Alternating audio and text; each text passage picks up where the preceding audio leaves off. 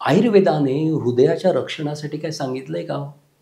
एकच गोष्ट सांगतो जी तुम्हाला फार उपयोगी पडेल, तुमच्या हृदयाचं खूप छान संरक्षण करेल. आयुर्वेदामध्ये सांगितलेलं एक असं औषध, हृदयासाठी अतिशय महत्त्वाचं असं ते औषध म्हणजे मित्रांनो, आज आम्ही शूटिंग करतोय 14 फेब्रुवारीला. आज आहे व्हॅलेंटाईन डे म्हणजे प्रेमाचा दिवस आणि प्रेमामध्ये तुम्हाला माहिती आहे काय असतं? हृदय, बरोबर आहे? तर या हृदयासाठी आपण काय-काय करू शकतो? हृदय आपलं तंदुरुस्त आपण कसं ठेवू शकतो? त्याची ताकद कशी वाढवू शकतो? आणि आपण जसं रामकवच म्हटलेलं आहे, म्हणजे रामरक्षामध्ये जो शब्द आलेला आहे, रामकवच. तसं या हृदयाला आपण काही कवच देऊ शकतो का? आयुर्वेदाच्या माध्यमातून देऊ शकतो का? कोणकोणते उपाय त्यासाठी करू शकतो? आणि काय टाळलं पाहिजे हे पण महत्त्वाचं आहे. या सगळ्या गोष्टींवर आज आपण बोलणार आहोत. तर आपण आज बोलणार आहोत, हृदय आपलं छान कसं ठेवता येईल, सुरक्षित कसं ठेवता येईल आणि त्याच्यावर एक विशिष्ट कवच कसं ठेवता येईल, विशेष कवच कसं निर्माण करता येईल. चला तर मग पाहूयात हृदयाबद्दलची माहिती.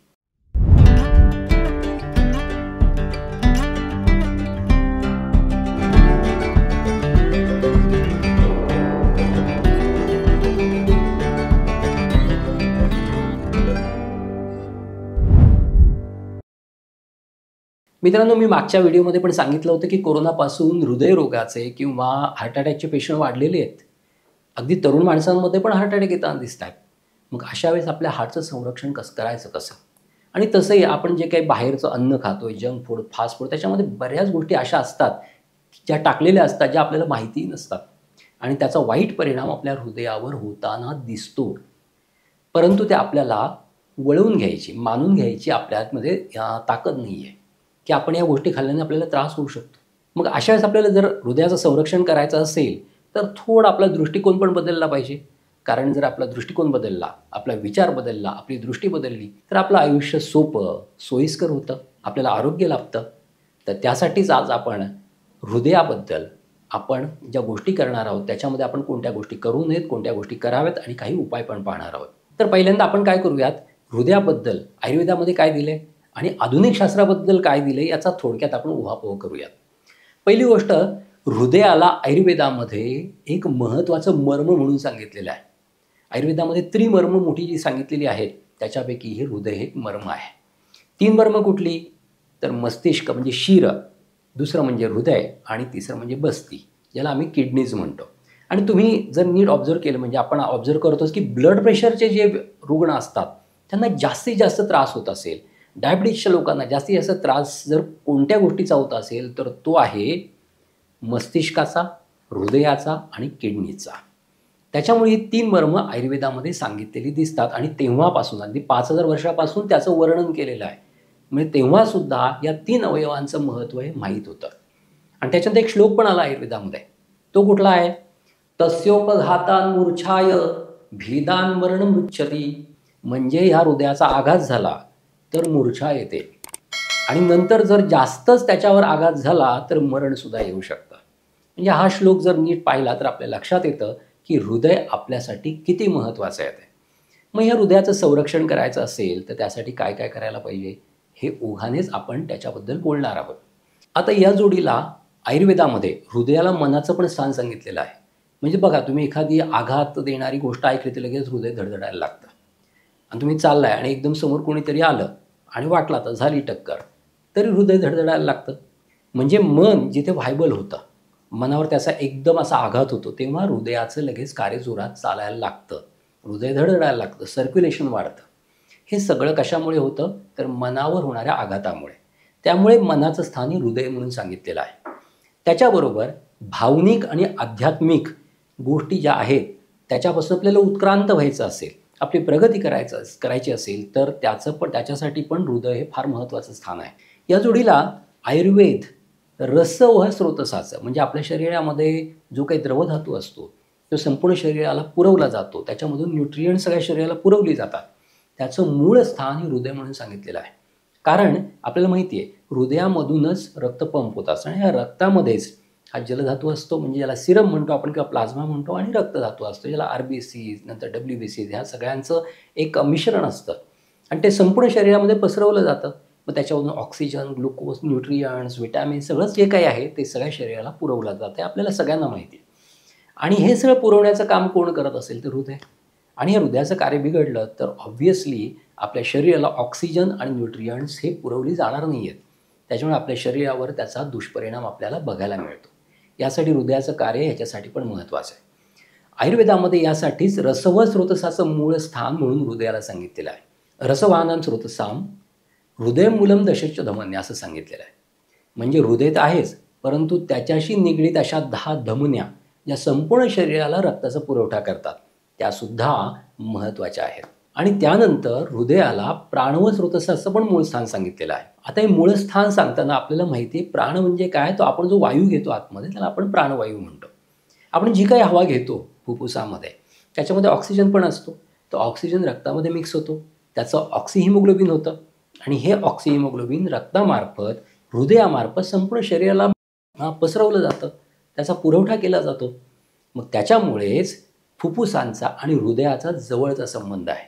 कारण फुफ्फुसामधून पल्मनरी व्हेन आणि पल्मनरी आर्टरी हृदयापर्यंत जात असते आणि तसा तो पुरवठा होत असतो. आणि हृदयाला ऑक्सिजन आणि ग्लुकोज, मस्तिष्काला ऑक्सिजन आणि ग्लुकोज यांचा पुरवठा सगळ्यात जास्त लागतो. सगळ्यात जास्त एनर्जी ह्या अवयवांना लागत असते. त्यासाठी फुफ्फुस आणि फुफ्फुसात येणारा प्राणवायू हा हृदयासाठी अतिशय महत्त्वाचा आहे. यासाठी प्राणवानाम स्रोतसाम हृदयमूलम महास्रोतसाच असं म्हटलेलं आहे. त्याच्यामुळे तुमच्या लक्षात येईल की हृदयाचं महत्त्व आपल्या शरीरामध्ये किती आहे. आता आपण पाहूयात हृदयासाठी काय नाही करायचं ते. हृदयासाठी एक फार महत्त्वाची गोष्ट मी तुम्हाला सांगतो, जी तुम्ही करू नका. त्याच्यामुळे तुमच्या हृदयाच्या कार्यावर त्याचा वाईट परिणाम होईल, दुष्परिणाम होईल. तर आधुनिक शास्त्रानुसार हृदयामध्ये 3 अशा गोष्टी असतात ज्या सेलचं काम करतात. म्हणजे एखाद्या खेळण्यामध्ये आपण सेल टाकतो ना आणि खेळणं चालायला लागतं, नाचायला लागतं, उड्या मारायला लागतं, हसायला लागतं, त्याच्यातून आवाज येतो. त्या सेलचं काम काय असतं तर त्या खेळण्याला एनर्जी देणं. तसंच आपल्या हृदयामध्ये 3 अशा गोष्टी आहेत ज्या हृदयाला एनर्जी देतात. पहिली गोष्ट म्हणजे हेवी नोड, दुसरी गोष्ट म्हणजे एसे नोड आणि तिसरी म्हणजे पर्किंजे फायबर्स. ह्या 3 गोष्टी आपल्या हृदयाला एनर्जी देत असतात, ऊर्जा देत असतात, जेणेकरून आपलं हृदय पंप होत असतं, कॉन्ट्रॅक्ट रिलॅक्स होत असतं, आपल्या संपूर्ण शरीराला रक्तपुरवठा करत असतं. आणि तुम्हाला आणखी एक गोष्ट सांगतो, आपलं हे हृदय ना संपूर्ण दिवसामध्ये 24 तासामध्ये जवळजवळ 1,00,000 वेळा कॉन्ट्रॅक्ट आणि रिलॅक्स होत असतं. इमॅजिन करा किती वेळ. आपण हा जो हात आहे तो जर आपण 1,00,000 वेळा हलवला तर आपल्या हाताचे काय हाल होतील. परंतु हे हृदय ऑटोमॅटिकली म्हणजे आपल्याला माहिती नाही हे धडधडत असतं आणि ते जर धडधडणं थांबलं तर तुम्हाला माहिती आहे काय होईल. हे धडधडणं जे आहे ते धडधडणं जवळजवळ 1,00,000 वेळा प्रत्येक दिवशी होतं आहे आणि त्याच्यामुळे आपलं जीवन टिकून आहे आणि त्याच्याभोवती जे काही घटक आहेत ते त्याला मेंटेन पण करतायत असं दिसतं. मग यासाठी आम्ही नेहमी म्हणतो की डाव्या खिशामध्ये मोबाईल ठेवू नका. कारण त्या मोबाईलभोवती जी इलेक्ट्रोमॅग्नेटिक फील्ड तयार होत असतं ना ते तुमच्या एसे नोड, एव्ही नोड आणि पर्किंजे फायबर्सवर दुष्परिणाम करत असतं. त्याच्यामुळे मोबाईल हा आपल्या हृदयापासून आपल्या हृदयाला लावून न ठेवता मग खालच्या खिशात ठेवा आणि झोपताना सुद्धा तो लांब ठेवा, जेणेकरून तुमच्या मेंदूच्या पेशींवर त्याचा वाईट परिणाम होणार नाही. असं केल्याने सुद्धा हृदयाचं आरोग्य चांगलं राहील आणि त्याच्यापासून होणारे त्रास म्हणजे ज्या इलेक्ट्रोमॅग्नेटिक फील्डपासून होणारे त्रास एसे नोड, एव्ही नोडवर त्याचा वाईट परिणाम होणार असेल तर तो होणार नाही. हृदयाला जपणं आयुर्वेदामध्ये हृदयावरण म्हणून आलेलं आहे. म्हणजे हृदयाला एक कवच तयार करायचं जेणेकरून आपल्या हृदयाचं संरक्षण होईल. मग ते कसं करायचं तर त्याच्यासाठी आम्ही नेहमी म्हणतो की मेडिटेशन आणि प्राणायाम हा अतिशय महत्त्वाचा आहे. मी मगाशी सांगितलं होतं की हृदय हे प्राणव स्रोतसाचं मूळ आहे. त्याच्यामुळे जर तुम्ही प्राणायाम केला तर चांगल्या क्वालिटीचा ऑक्सिजन आतमध्ये जाईल. तुम्ही फिरायला गेलात मोकळ्या हवेमध्ये तर त्या मोकळ्या हवेमध्ये झाडं असतील समजा तर त्या झाडांमधून निघणारा ऑक्सिजन सकाळच्या पहारी खूप प्रमाणात जास्त प्रमाणात असतो. तो तुमच्या नाकावाटे फुफ्फुसात जाईल आणि तुमच्या हृदयाला प्रफुल्लित करेल, हृदयाला आणखी ताकद देईल आणि हृदयाच्या पेशी चांगल्या ताज्यातवाने होतील. त्याच्यामुळे या गोष्टी लक्षात ठेवा. प्राणायामही महत्त्वाचा आहे, सकाळचं चालणंही महत्त्वाचं आहे. त्याच्यामुळे हृदयाची ताकद वाढेल, हृदयाला जास्तीत जास्त ऑक्सिजनचा पुरवठा होईल. त्याच्यामुळे प्राणायाम करताना पण हे महत्त्वाचं आहे. ओंकाराने सिद्ध करून सुद्धा प्राणायाम करता येतो. अ, उ आणि म अशी हे 3 अक्षरं असतात.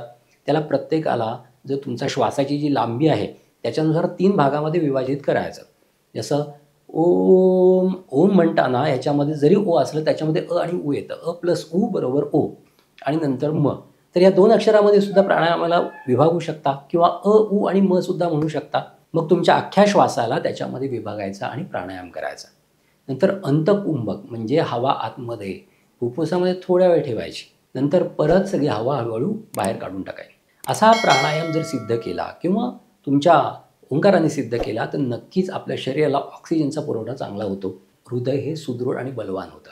आणि हे पण लक्षात ठेवा की मागच्या व्हिडिओमध्ये मी षडरिपू सांगितले होते. क्रोध, राग आहे म्हणजे राग ज्याला म्हणतो आपण, लोभ आहे, मद आहे, मत्सर आहे, या सगळ्या गोष्टींपासून दूर राहिलं तर त्याचा परिणाम, चांगला परिणाम हृदयावर होतो. त्याच्यानंतर चिंता आहे, शोक आहे, दुःख आहे, या सगळ्या स्ट्रेस वाढवणाऱ्या ज्या गोष्टी आहेत त्या पण आपल्या आयुष्यातल्या, आपण जीवनातल्या कमी करायला हव्यात, की जेणेकरून आपल्या हृदयावर त्याचा चांगला परिणाम होईल.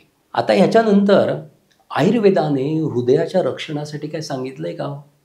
एकच गोष्ट सांगतो जी तुम्हाला फार उपयोगी पडेल, तुमच्या हृदयाचं खूप छान संरक्षण करेल. आणि ती गोष्ट म्हणजे आयुर्वेदामध्ये सांगितलेलं एक असं औषध जे हृदयासाठी अतिशय चांगलं आहे. त्या औषधाला हृद्य म्हणून सांगितलेलं आहे. हृदयासाठी अतिशय महत्त्वाचं असं ते औषध म्हणजे अर्जुन सादडा. तर ह्या अर्जुन सादड्याची साल आपण जर वापरली नियमित तर आपलं हृदय तंदुरुस्त होतं, आपल्या हृदयाच्या मसल चांगल्या होतात, स्ट्रॉंग होतात, आपल्या हृदयामधून निघणाऱ्या धमन्या, आर्टरीज ह्या पण स्ट्रॉंग होतात, बलवान होतात, त्याच्यामुळे हृदयाचं आरोग्य सुधारतं. पण अर्जुन सादडा घ्यायचा कसा हो? तर त्यासाठी दररोज म्हणजे अर्धा 1 किलो अर्जुन सादड्याचं भरड चूर्ण आणून ठेवा. एक कटोरा घ्या किंवा पातेलं घ्या, तर त्याच्यामध्ये साधारण अर्जुन सादड्याचे 5 ते 6 ग्रॅम एवढी भरड चूर्ण घालायचं.